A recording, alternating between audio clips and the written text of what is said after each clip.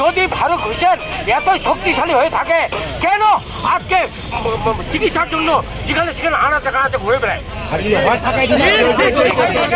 কেন কেন? আচ্ছা, আমাদের চাচা আপনাদের এখানকার মানুষ তিনি একটা প্রশ্ন করেছেন যে আমাদের এলাকার মানুষ কেন চিকিৎসার জন্য ভেলোর ইন্ডিয়া যাবে। দেখেন, এটার জন্য আমরাও বারবার কথা বলেছি, আমাদের এলাকার মানুষ ইন্ডিয়ায় চিকিৎসার জন্য যায় একটাই কারণ, সেই কারণ হলো আমাদের মতন নেতারা আমরা কেউ আমাদের এই বালিয়াডাঙ্গি হাসপাতালে চিকিৎসা নেই না।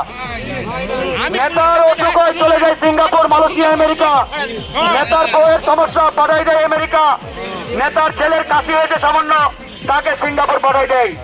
যখন এমপি সাহেব, চেয়ারম্যান, নেতারা বিদেশের মাটিতে চিকিৎসা নেবে তখন কিন্তু ভাই এলাকার হাসপাতালগুলো নিয়ে ওই নেতাদের মাথা ব্যথা থাকবে না।